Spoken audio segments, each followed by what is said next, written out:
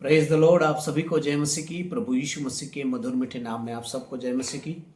आज मैं एक गंभीर विषय और बहुत ही सेंसिटिव विषय पर सब्जेक्ट पर बात करने जा रहा हूं, और इसलिए मैं आपसे निवेदन करता हूं हमारे चैनल को सब्सक्राइब करें। और हमारा वीडियो या इस बार का वीडियो जो है थोड़ा लंबा भी हो सकता है, इसलिए मैं निवेदन करूंगा जब आप फिल्म आधा घंटा, 1 घंटा, 2 घंटा देख सकते हैं तो 10-15 मिनट वचन जरूर सुनने की क्षमता आपके जीवन में होनी चाहिए। आइए हम एक गंभीर विषय पर बातचीत करें। एक विषय आज सबसे बड़ा कलीसिया में कई पासवानों, विश्वासियों और कलीसियाओं के लीडरों के पास है कि पास्टर जी, हम आराधना कौन से दिन करें? हम शनिवार की आराधना करें या फिर रविवार की आराधना करें? क्योंकि इस कारण आज बहुत सारे कन्फ्यूजन और कई सारे बातों को लेकर, बहुत सारे मिशनों के सिद्धांतों को लेकर आज विश्वासियों में बहुत ही गड़बड़ी का माहौल चल रहा है। जैसे कि सेवंथ डे और सर्वशक्तिमान की कलीसिया, ओनली जीसस, ऐसे कई संस्थाएं हैं जो हमें केवल इस बात पर जोर लगाती है कि हमें विश्राम दिन अर्थात सप्ताह के अंतिम दिन अर्थात शनिवार को ही आराधना करना चाहिए, और बाकी लोग रविवार के दिन आराधना करते हैं। तो विश्राम दिन, सप्ताह का अंतिम दिन, या फिर परम विश्राम दिन या सप्त के दिन, इस प्रकार कहते हैं इसे। और इस शनिवार को या सप्ताह के अंतिम दिन, जिसे विश्राम दिन, सप्ताह का दिन, अंतिम सप्ताह का दिन या परम विश्राम दिन कहते हैं, इसके विषय में बाइबल हमें क्या बताती है, आइए हम जानें। उत्पत्ति अध्याय 2:1-3 वचन तक आप पढ़ेंगे तो यहाँ पर आपको पता चलेगा कि परमेश्वर ने शनिवार को अर्थात सप्ताह के अंतिम दिन को पवित्र ठहराया और उसे आशीष दिया। निर्गमन की पुस्तक अध्याय 20 8 पद से 11 पद तक, 8 से 11 पद तक जब आप पढ़ेंगे तो वहां पर इस 10वीं आज्ञा में से चौथी आज्ञा है, और उस चौथी आज्ञा को विषय में बाइबल कहती है कि तू विश्राम दिन को स्मरण रखना। निर्गमन अध्याय 31 12 से 17 पद तक आप पढ़ेंगे तो लिखा है, ये स्मरण के लिए, ये जो विश्राम दिन है स्मरण के लिए ही नहीं वरन पीढ़ी पीढ़ी दर के लिए चिन्ह होगा और एक वाचा होगा परमेश्वर की ओर से तुम्हारे लिए। और इस विश्राम दिन को, इस सप्ताह के दिन को पवित्र मानना, स्मरण रखना एक वाचा है, इस प्रकार बाइबल हमें बताती है। इसका क्या अर्थ है? इसका अर्थ है कि तुम काम काज नहीं करना उस दिन। व्यवस्था विवरण अध्याय 5 और उसके 12 पद से लेकर 15 पद तक आप पढ़िए। आपको व्यवस्था के दोहराए जाने पर यह बताया गया है कि उसे पवित्र मानने का अर्थ है कि उस दिन तुम काम मत करो आगे। लेकिन बाइबल हमें पुराने नियम इस बात को स्पष्ट करती है क्या है सही तरीका विश्राम दिन को मानने का, क्या है सही तरीका उसे पवित्र रखने का, क्या है सही तरीका उसे स्मरण रखने का, क्या है वो परमेश्वर की वाचा।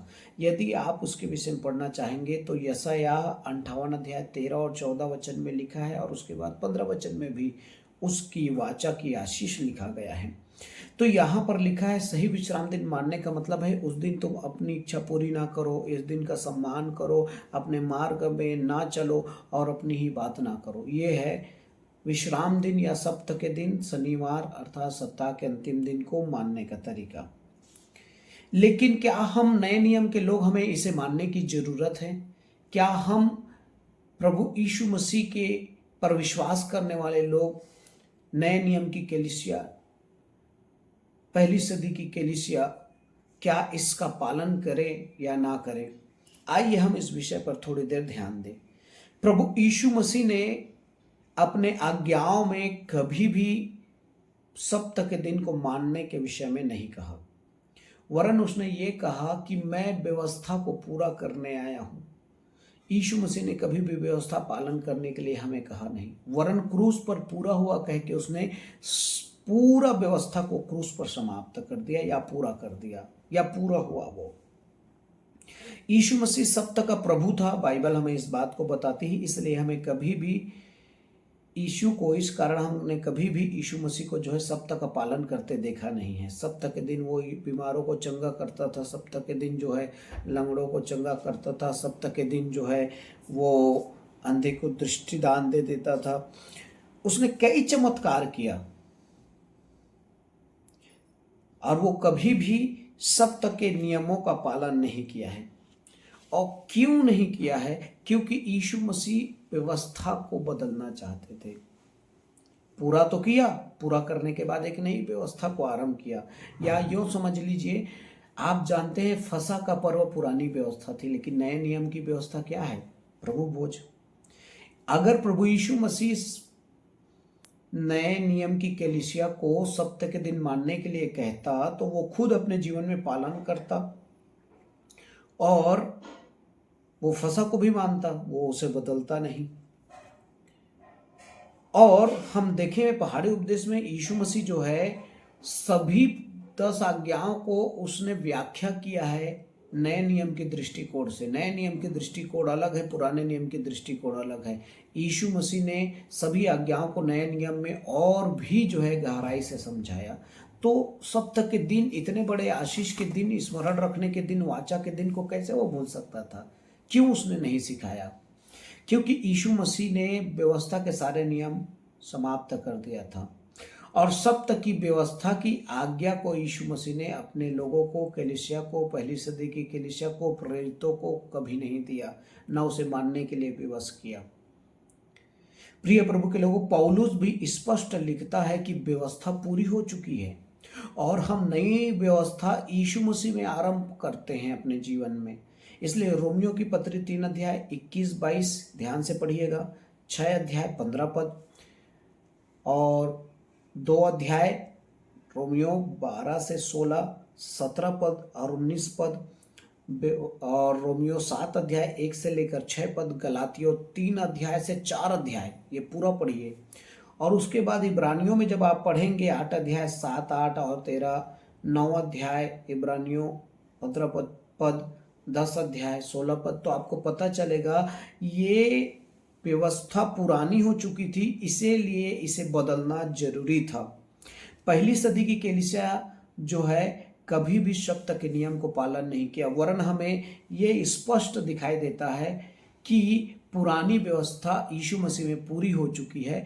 अब हम नई व्यवस्था के अधीन हैं और नई व्यवस्था में हम पहली सदी की कलीसिया को, प्रेरितों को क्या करते पाते हैं?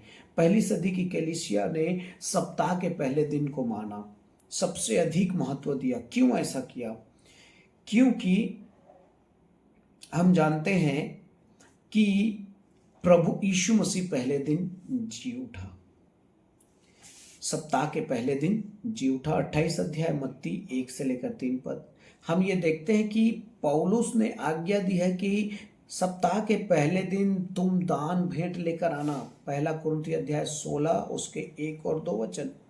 हम ये भी देखते हैं कि पहली सदी की कलीसिया और पौलुस ने सप्ताह के पहले दिन प्रभु भोज किया। प्रेरितों काम अध्याय 20 और उसके 7 वचन। फिर हम यह भी जानते हैं कि आराधना के लिए केवल शनिवार का दिन या केवल रविवार का दिन नहीं दिया है परमेश्वर ने। बाइबल हमें कहती है प्रतिदिन को परमेश्वर ने बनाकर उसे अच्छा कहा है। ध्यान दीजिएगा, प्रतिदिन को परमेश्वर ने बनाया और उस दिन को अच्छा कहा है। और याद कीजिएगा, भजन में इस प्रकार लिखा है, आज वह दिन है जिसमें हम आनंदित हो। आज वह दिन है जिसमें हम क्या हो? आनंदित हो। इसका मतलब क्या है? आज मतलब हर एक दिन, प्रतिदिन आज है और हर एक दिन को परमेश्वर ने पवित्र बनाया है, आशीषित किया है, ठहराया है कि हम कभी भी परमेश्वर की आराधना कर सकते हैं। कहीं भी परमेश्वर की आराधना 2 या 3 मिलकर कर सकते हैं, परमेश्वर की उपस्थिति वहाँ होगी। तो मैं आप लोगों को इस भ्रम से उजागर करना चाहूँगा, आपको बाहर निकालना चाहूँगा। केवल शनिवार की ही आराधना या रविवार की ही आराधना जरूरी नहीं है। हालांकि रविवार के दिन को सबसे ज़्यादा हमें महत्व देना है क्योंकि वो प्रथम दिन है और परमेश्वर ने हमें उसी दिन को आराधना के लिए दिया है, ऐसा हम मान सकते हैं। क्योंकि शनिवार तो विश्राम चला गया, तो हम जो हैं रविवार को क्या करें? हम आराधना करें। वो दिन इसलिए आशीषित है क्योंकि यीशु मसीह जी उठा था। प्रियो, आप भी प्रभु यीशु मसीह में आगे बढ़ते चले जाइए, प्रतिदिन परमेश्वर की आराधना कीजिए, व्यवस्था के चक्करों में ना आए, क्योंकि ऐसे सिद्धांतों को लोग सिखाकर आपको और मुझे जो है कंफ्यूज करेंगे, और जिस बातों को लेकर पूरा यहूदी जाति जो है उन बातों की व्यवस्थाओं को और नियमों और विधियों के कारण जो है शोकित थे और कई परिस्थितियों में वो गिरते थे। प्रियो, आप और मैं नए नियम की व्यवस्था के लोग हैं। हमें पहले दिन आराधना करना चाहिए और किसी भी दिन भी आराधना करना चाहिए, क्योंकि हर एक दिन को परमेश्वर ने बनाया कि हम उसकी आराधना करें, उसके विश्राम को, आनंद को, उसकी आराधना को, उसकी आशीषों को अपने जीवन में महसूस कर सके। मैं विश्वास करता हूँ प्रभु आपको आशीष दे। God bless you. जय मसीह की।